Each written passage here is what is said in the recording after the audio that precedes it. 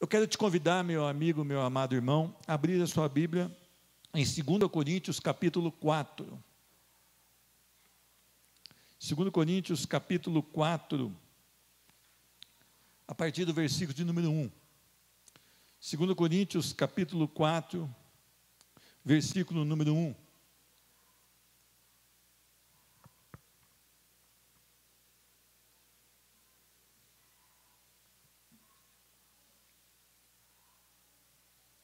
Segundo Coríntios, capítulo 4, versículo número 1, diz a palavra do Senhor: pelo que tendo este ministério, segundo a misericórdia que nos foi feita, não desfalecemos. Pelo contrário, rejeitamos as coisas que por vergonhosas se ocultam, não andando com astúcia, nem adulterando a palavra de Deus. Antes, nos recomendamos à consciência de todo o homem na presença de Deus pela manifestação da verdade.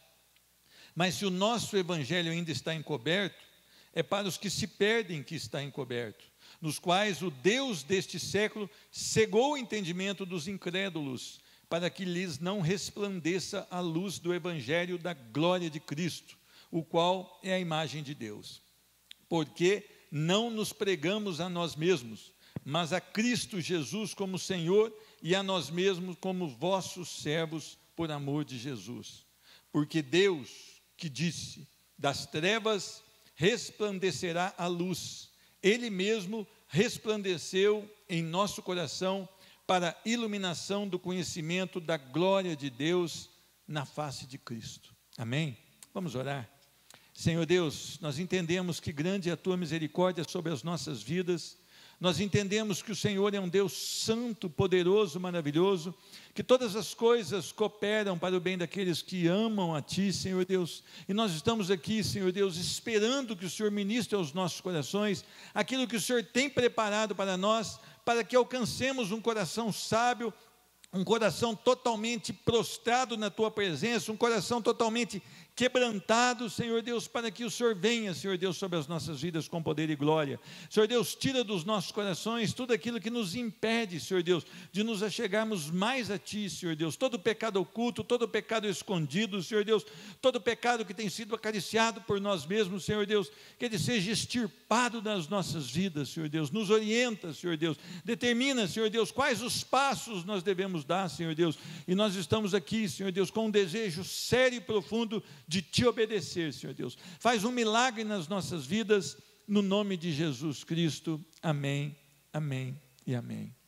Meus irmãos, o apóstolo Paulo, ele estava agora escrevendo a segunda carta aos Coríntios, no desejo de corrigir e aparar arestas que aquela igreja estava tendo com dificuldades, mas principalmente porque homens estavam tentando descredenciá-lo perante a igreja, estavam tentando abater a moral de Paulo perante a igreja, para que entrassem com uma doutrina fraudulenta, uma doutrina que era de acordo com o coração de homens, não de acordo com a palavra de Deus.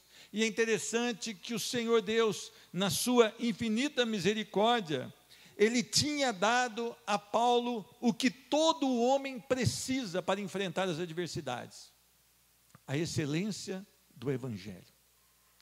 Meus irmãos, nós não precisamos de mais nada. Nós não precisamos que as nossas vidas sejam cheias de nada, senão de Cristo Jesus, pelo Evangelho da graça. Meus irmãos, como está a sua vida com Deus? Qual valor você tem dado ao Evangelho, a boa notícia de Cristo restaurando o homem, Cristo trazendo de volta o homem para a comunhão com Ele? Qual é o que você tem sentido? Como você tem vivido? Você tem experimentado ou já experimentou a excelência do Evangelho? A primeira coisa que me traz aqui ao coração é o ministério da nova aliança, a gloriosa boa notícia. Pelo que tendo este ministério. Meus irmãos, se você tiver Cristo Jesus na sua vida verdadeiramente, nada vai parar e impedir a sua caminhada. O que acontece? Hoje as pessoas não têm buscado conhecer a Deus, as pessoas não têm buscado o Evangelho da graça, as pessoas têm buscado um Deus favorável àquilo que Ele pede, No capítulo 3, quando Paulo, ele diz aqui um pouquinho mais sobre o Evangelho, ele começa dizendo assim: começamos porventura outra vez a recomendar-nos a nós mesmos? Ou temos necessidade, como alguns, de cartas de recomendação para outros ou de vós?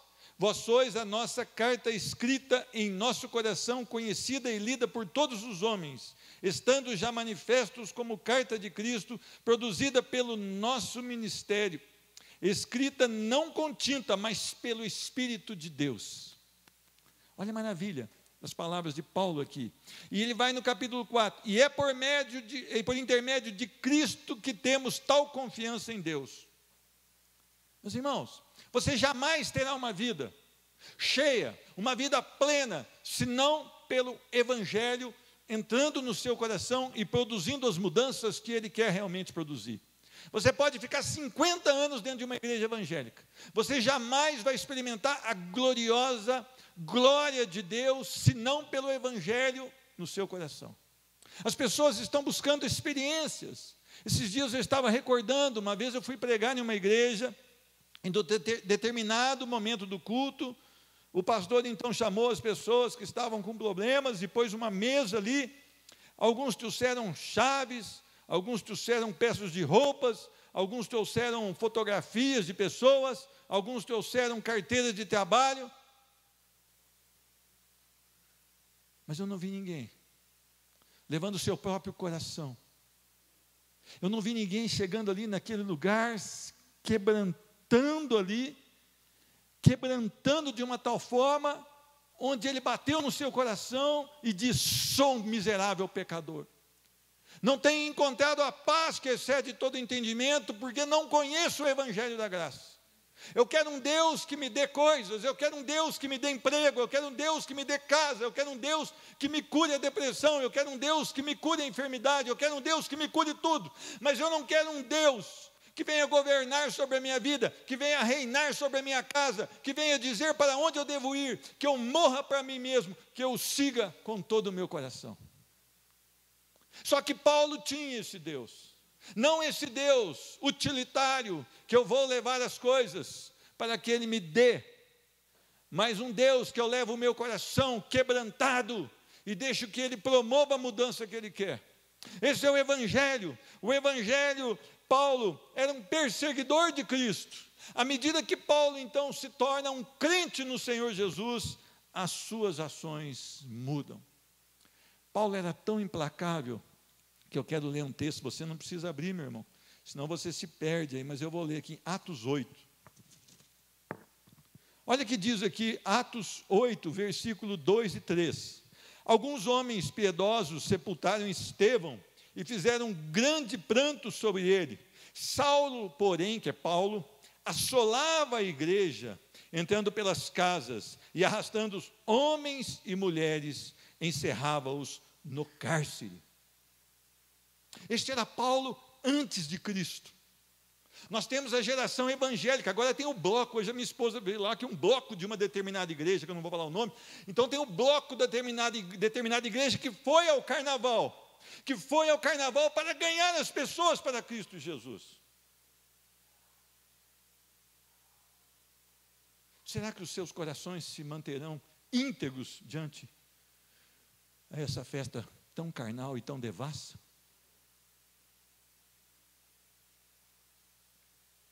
Onde a nudez é premiada, onde a droga é celebrada, onde o sexo sem casamento é ovacionado até mesmo pelas autoridades, onde se entregam preservativos.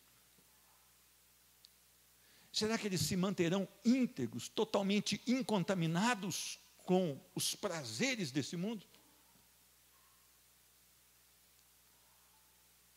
Uma vez eu levei uma pessoa desta mesma denominação, eles mandaram para mim uma pessoa, disse com um testemunho incrível, e eu fiz uma entrevista com essa pessoa, e ela falou que ele era um ex-traficante, que ele tinha sido envolvido em vários confrontos, até com a polícia, e ele tinha os braços todos tatuados, e terminada a entrevista, eu perguntei para ele, e hoje? Eu vejo que você tem muitas tatuagens aí hoje. O que você pensa a respeito das tatuagens?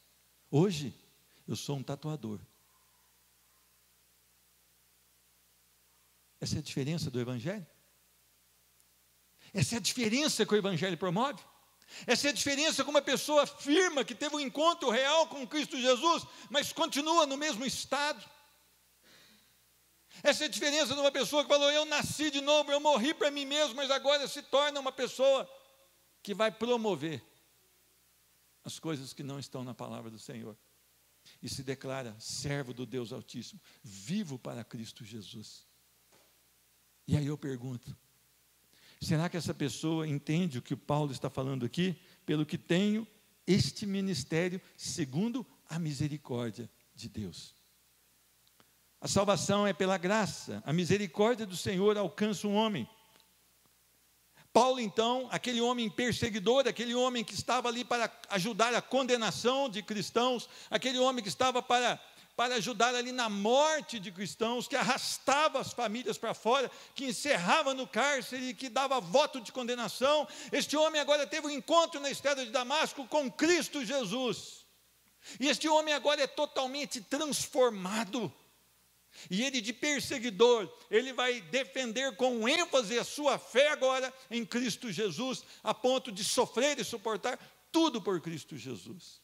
A misericórdia de Deus alcança o perdido. Eu quero falar que aquele programa não foi para o ar.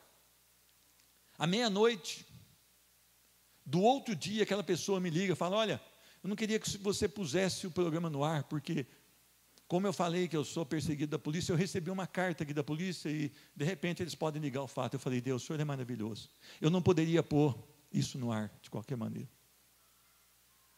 Paulo, então, ele é atingido pela misericórdia de Deus e alcançado por Cristo. A confiança de Paulo agora estava em Cristo, no Evangelho, não nele mesmo, não nas suas atitudes, não na sua competência, mas totalmente dependente de Cristo Jesus. Por isso ele diz, não que por nós mesmos sejamos capazes de pensar alguma coisa, como se partisse de nós, pelo contrário, a nossa suficiência vem de Deus, 2 Coríntios 3, 5.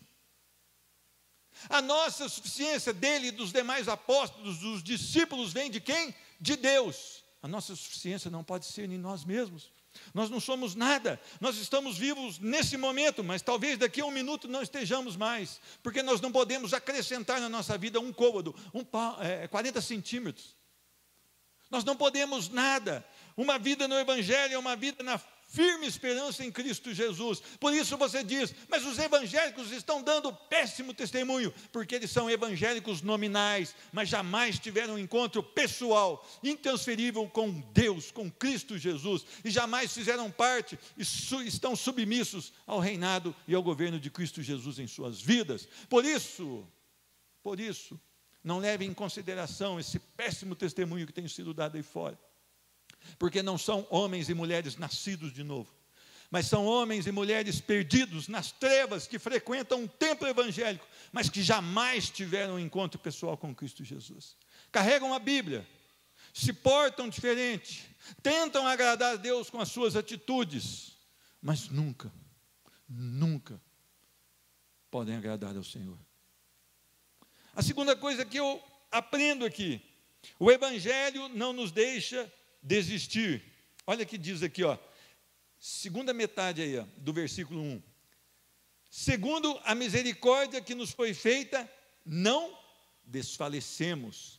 Paulo, ele não perde a coragem. O verdadeiro cristão não se rende, mas ele avança. Ele passa por momentos difíceis, ele passa por momentos em que ele diz, me ajuda em oração, eu preciso avançar, mas eu estou com temor na minha vida, eu estou com medo de algumas situações, mas por favor, orem comigo, porque isso é irremediável, eu tenho que ir para frente, eu tenho que avançar com o reino de Deus. Então o verdadeiro cristão não se rende, mas avança.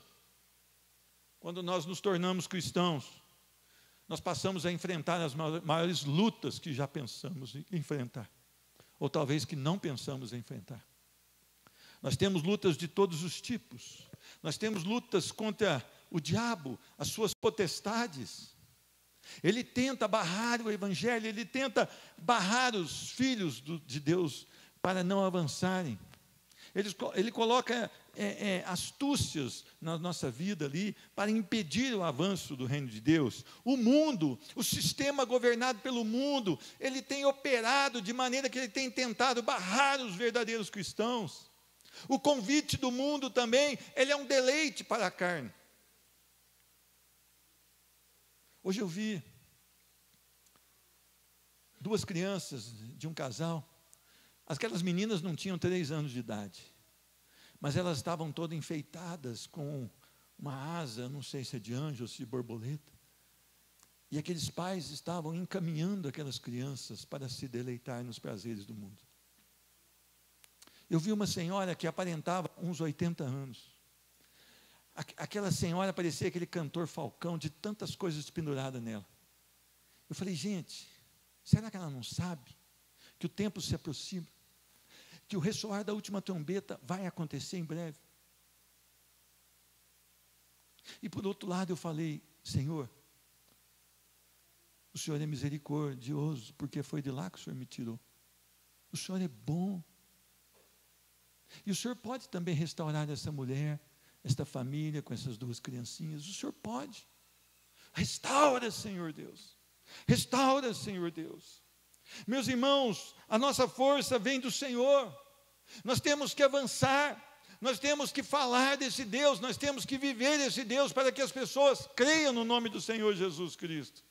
Se nós imaginarmos ou pensarmos ou querer dizer que a força vem de nós iremos cair a qualquer momento. Salmo 125, um salmo muito conhecido da igreja do Senhor, mas eu quero ler aqui os 2 primeiros versículos. Os que confiam no Senhor são como o monte Sião, que não se abala, firme para sempre.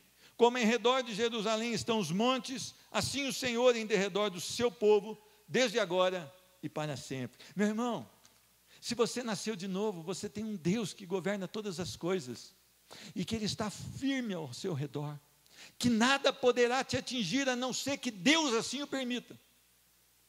E se Ele permitir que uma doença chegue à sua casa, se Ele permitir que o diabo lhe toque, será para louvor e glória do nome dEle, e você vai vencer, e você vai passar, e quando você passar, você vai falar, eu te conhecia só de ouvir falar, mas agora os meus olhos te veem. A igreja precisa entender que é assim que nós vivemos, é de fé em fé, de glória em glória, tudo para louvor e glória do nosso Deus. Paulo sofreu perseguição, fome, injúrias, açoites e até a morte, mas não negou a Cristo. Nós temos negado a Cristo com as nossas decisões, nós temos negado a Cristo com as nossas ações, nós temos negado a Cristo com as nossas omissões, e queremos ter uma vida como a de Paulo, como a de Abraão, como a de Isaac. Queremos uma vida, queremos até, alguns estão mais ousados, eu quero ser transladado como Enoque e Elias. Eu não quero ver a morte, Senhor Deus, me leva agora contigo. Só que tem uma coisa, Enoque andava com Deus. Enoque andava com Deus. Elias foi colocado para pregar numa situação onde o rei odiava cristão. A mulher do rei, rainha Jezabel, odiava crente. Ela erguia templos para Baal. Foi nesse contexto que Elias aparece na palavra para pregar contra esse rei, para pregar contra essa rainha e para dizer que o povo teria que se arrepender. Ah, irmão, eu quero ser transladado, mas eu não quero ser provado como Elias foi. Meu irmão, você pensa assim, você vai ser transladado, mas para o inferno. Não sei se vai ser no redemoinho ou na carruagem de fogo, mas lá vai ter o fogo, fica tranquilo. Ou você olha para a palavra de Deus, e você vive para louvor da glória do Senhor, ou você não faça esse tipo de oração. Havia em Paulo o chamado do alto. Quando Deus chama do alto, Ele não só chama, mas Ele capacita. Quando Ele capacita para cumprir todo o seu querer, através da vida de um homem e de uma mulher. Deus não aborta missões. Deus, Ele chama para uma missão, Ele capacita para essa missão e Ele termina essa missão. A terceira coisa que eu aprendo aqui: o Evangelho não pode ser adulterado. Olha o que diz o versículo 2. Pelo contrário, rejeitamos as coisas que por vergonhosas se ocultam, não andando com astúcia, nem adulterando a palavra de Deus. Antes, nos recomendamos, olha que maravilha, a consciência de todo homem na presença de Deus, pela manifestação da verdade. Meus irmãos, talvez você diz assim: olha, eu queria uma palavra de vitória hoje. Eu entrei aqui doente, eu entrei aqui abatido, e ele está pregando sobre o Evangelho da Graça. Eu queria alguém que consolasse o meu coração, que confortasse a minha vida. Eu queria alguém que falasse alguma coisa que eu vou sair dessa. Eu não posso adulterar a palavra para que você se sinta bem. Eu não posso conduzir a pregação do Evangelho para te fazer feliz. O Evangelho, ele vai contra você. Ele vai contra o seu estilo de vida. A palavra de Deus, ela não veio para passar a mão no pecado, ela veio para confrontar o pecado. Ela vem para te dizer: não é assim, está tudo errado na sua vida. Você precisa de mudança, você precisa de novo nascimento, você precisa de morrer para si mesmo. Paulo, ele tem essa convicção, ele rejeita as coisas vergonhosas, as imoralidades, as hipocrisias, os pecados ocultos. Paulo vive o Evangelho, Paulo prega o Evangelho e manifesta a verdade de Cristo, através das suas palavras, mas principalmente através da sua vida. Nós precisamos ser ousados em viver Cristo nas nossas vidas. Nós não podemos tentar ganhar ouvintes a qualquer preço. Nós não podemos agora ir para o samba, porque nós vamos ganhar um tanto de gente que está lá no mundo, então nós vamos sambar um pouco. Sambar não vai fazer você ganhar ninguém, vai fazer você trazer um tanto de gente carnal para viver com você que também é carnal.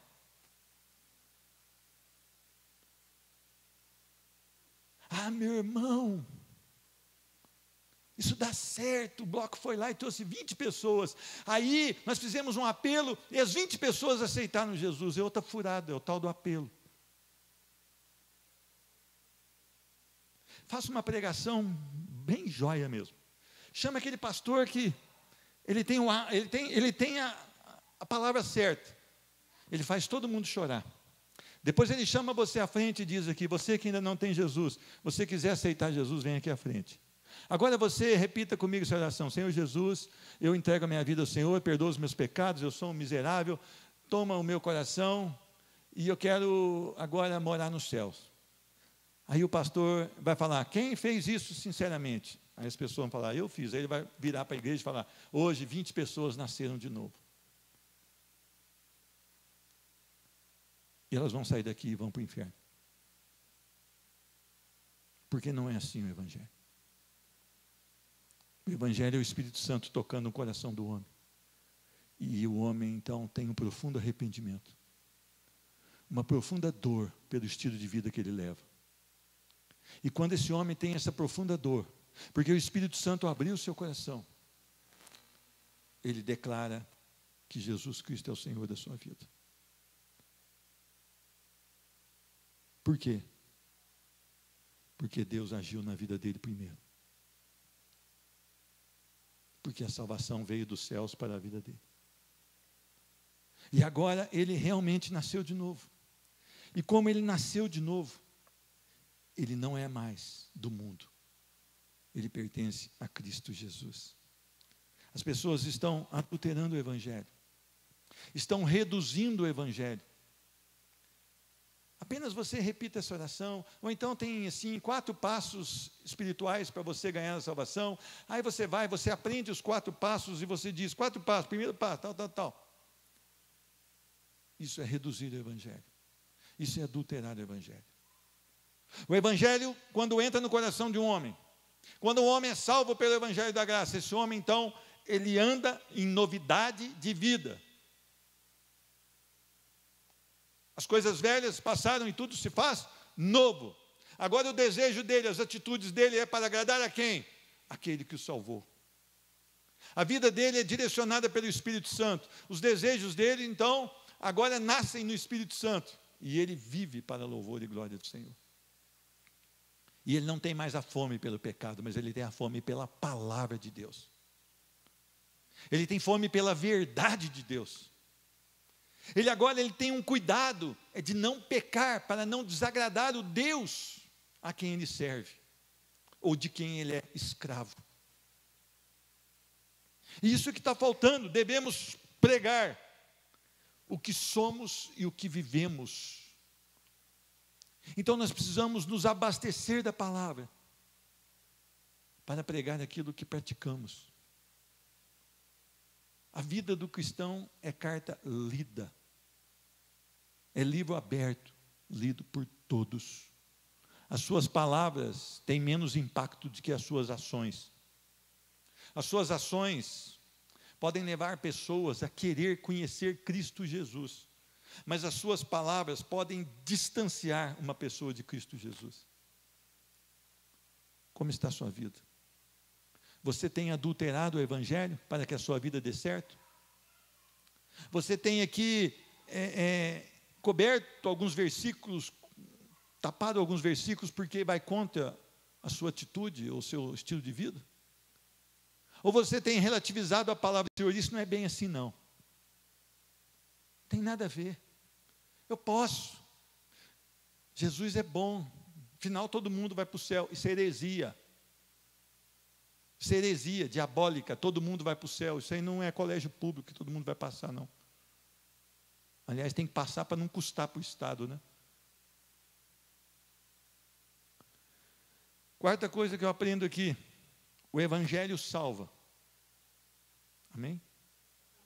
O Evangelho condena. Amém? O Evangelho salva. Salva quem? O que crer. Mas e quem não crer? Já está condenado. Olha o que diz a palavra no versículo 3 e 4. Mas se o nosso evangelho ainda está encoberto, é para os que se perdem que está encoberto, nos quais o Deus deste século cegou o entendimento dos incrédulos, para que não resplandeça a luz do evangelho da glória de Cristo, o qual é a imagem de Deus. Meus irmãos, o evangelho é revelado a alguns, e esses alguns são salvos. O diabo, o Deus desse século.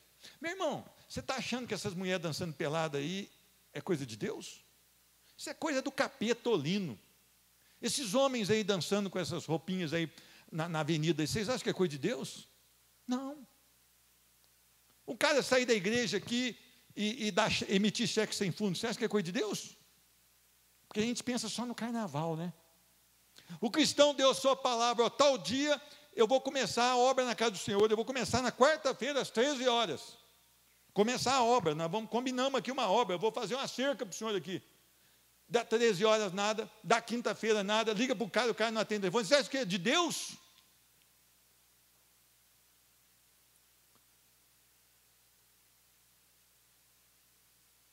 Às vezes a gente pensa só no povo que está lá no mundo, mas não pensamos em nós. O Evangelho salva e o Evangelho condena. O Evangelho é revelado aos salvos, mas o diabo, Deus desse século, tem extremo domínio sobre muitos e tem cegado esses para que não recebam a verdade. As mentes e as depravadas e caídas. O homem é caído e depravado, e o diabo, sabendo disso, ele cega o entendimento ainda mais dos incrédulos. Um abismo chama outro abismo, e as pessoas vão cada vez se afundando mais, porque tentam viver aquilo que alega os seus corações. O mundo tem as suas opiniões. Na opinião do mundo, você está perdendo tempo de estar aqui agora. Uma mente mundana, pervertida, deve estar dizendo lá fora: aqueles tolos estão lá ouvindo de um Deus que eles nunca viram.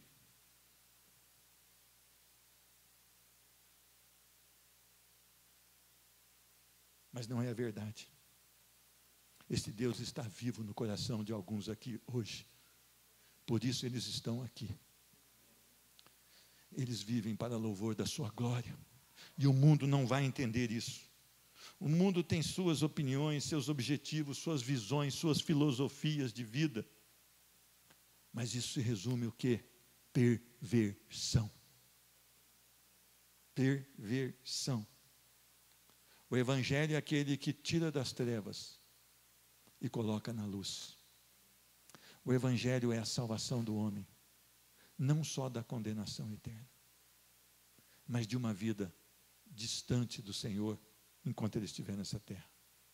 Ele passa a ter uma vida unida com Cristo já nessa terra. Nós não experimentamos ainda as coisas do porvir, mas aquele que vive em Cristo Jesus, ele tem experimentado coisas especiais e maravilhosas que só um homem e uma mulher que vive para louvor e glória de Cristo experimentam aqui nessa terra. Ele tem sido abundante, ele tem sido confiante. Nas horas que ele pensa em desistir, vem uma coragem e ele avança. Ele não desfalece, porque a visão dele está na glória do Senhor. Eu aprendo no versículo 5, porque nós não pregamos a nós mesmos, mas a Cristo Jesus como Senhor, e a nós como os vossos servos, por amor de Jesus. O Evangelho é Cristo. O Evangelho não é o homem. O Evangelho é Cristo salvando o homem. Meus irmãos, você vê hoje nas pregações, é quase que uma autoajuda. Eu vou pregar um texto aqui e vou dizer para os irmãos não temerem que Deus vai fazer alguma coisa. Eu vou pegar um outro texto aqui e vou fazer aqui uma exposição de 10 estudos bíblicos, como chegar aos seus objetivos. Eu vou pegar aqui os textos bíblicos e vou dizer como passar num concurso público pela palavra do Senhor. Até isso tem, viu? Mas você não vai ver livros lá na livraria evangélica dizendo: arrependa-se, pois é chegado o reino de Deus. Normalmente esses livros de autoajuda tem o cara lá, bonitão, com, como é que chama aquele negócio que ele faz para tirar o pé de galinha? Photoshop e tudo. E aí você pode imitá-lo, porque ele se deu bem na vida. Uma vez eu fui numa pregação de um juiz federal, e ele foi começar a pregação, ele falou: este é o meu livro, 10 passos para você passar num concurso público. E com esse livro eu comprei uma cobertura no Rio de Janeiro. Eu ergui uma sobrancelha só. Aí ele pegou outro livro, agora eu lancei esse segundo livro. E com esse segundo livro vocês vão me ajudar, eu vou reformar a cobertura que eu comprei com o primeiro livro. Eu peguei as minhas coisinhas e fui embora. Eu falei: isso não é de Deus. Isso não é de Deus. Eu não estou aqui para ouvir essa balela de como me dar bem. Eu estou aqui para aprender que eu sou um perdido, um depravado, até que Jesus me salve. Eu estou aqui para coisas eternas e não coisas transitórias. Eu estou aqui não para arranjar emprego, mas eu quero um emprego de servo de Cristo. Eu quero aprender o que um servo de Cristo faz. Eu não suporto esse tipo de palavra. O Evangelho é Cristo. As pregações estão estranhas, elas anulam ou tentam diminuir o sacrifício de Cristo. Não se fala mais sobre Cristo. Cristo deve ser pregado todos os dias. A cruz de Cristo deve ser pregada todos os dias, porque nela a salvação, nela a remissão do pecador, nela a perdão de pecados. Nós precisamos parar de promover homens. Nós não fomos chamados para isso, nós fomos chamados para avançar com o Evangelho, e o Evangelho é Cristo. Os desejos para esse mundo não podem ser as nossas prioridades. Você não pode ser agarrado nas coisas transitórias, você não pode ser agarrado nas coisas em que o homem é colocado no centro. Os pregadores hoje, da televisão, estão fazendo implante de cabelo, pondo fio de ouro nas suas rugas, comprando gravatas de $1.500, ternos de $4.000. E o povo está querendo isso, isso não reflete a glória de Deus, nem Cristo Jesus. Cristo Jesus disse: eu não tenho onde reclinar a cabeça, eu não sou desse mundo, e vocês também não são.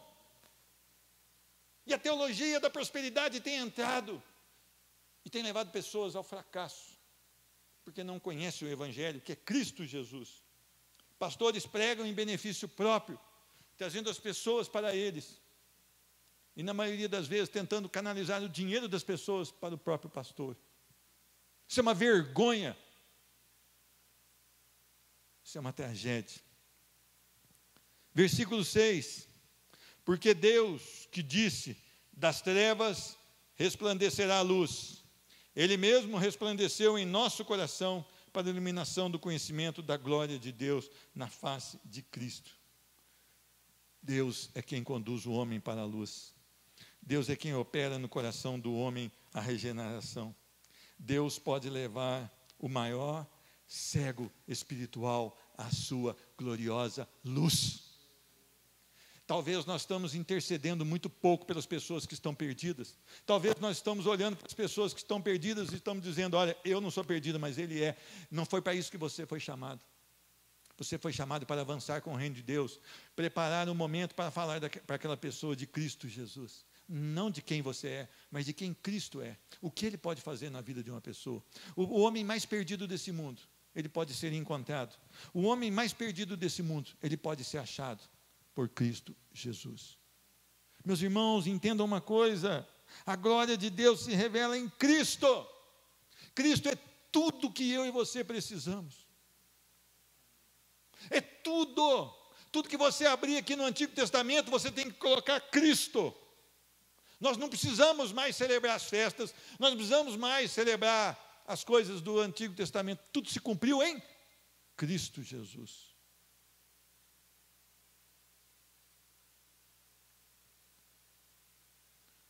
O véu do templo foi rasgado. Nós temos acesso ao Pai.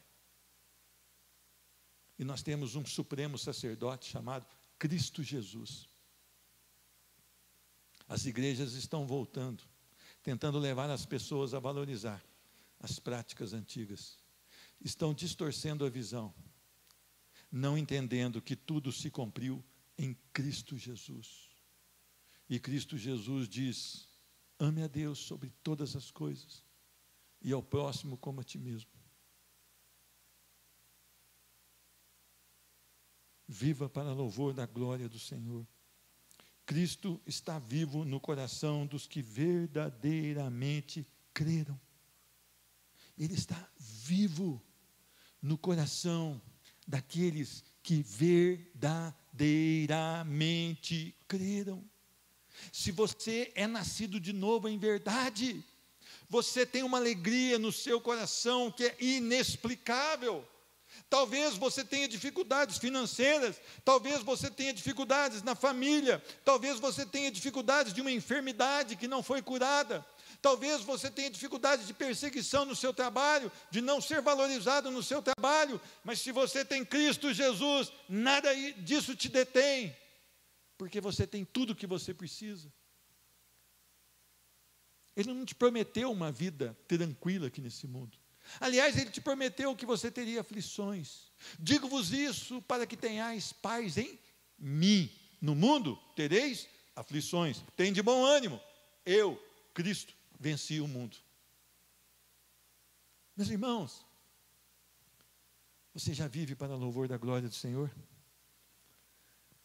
Paulo, ele passou todas essas dificuldades. Mas no versículo 16 ele diz: por isso não desanimamos, mesmo que o nosso homem exterior se corrompa, contudo o nosso homem interior se renova de dia em dia. E agora ele diz: porque a nossa momentânea e leve tribulação produz sobre nós eterno peso de glória, não atentando para as coisas que se veem, mas para as coisas que não se veem, porque as que se veem são temporais, e as que não se veem são eternas. Um homem que apanhava, um homem que era preso com falsos acusadores, um homem que sofreu em vigílias, em naufrágios, um homem que sofreu com fome, escassez de alimento, um homem que foi humilhado muitas vezes. Ele chama tudo isso de leve e momentânea tribulação. Sabe por quê? Porque os olhos dele não estavam no mundo. Os olhos dele estavam em Cristo. E ele sabia que um dia ele iria morar na glória e no gozo do Senhor. Paulo tinha convicções da sua vida. Paulo não estava preocupado com esse tempo, mas ele estava aguardando o tempo vindouro, onde ele iria morar com Cristo Jesus pela eternidade. Por que você anda triste? Por que você anda tão preocupado com as coisas desse mundo? Por que você não tem somente trabalhado, mas você tem trabalhado, feito hora extra, para conquistar coisas que vão ficar aqui? Por que você quer comprar aquilo que não vai durar? Se a palavra do Senhor diz: vinde, comei de graça e bebei de graça.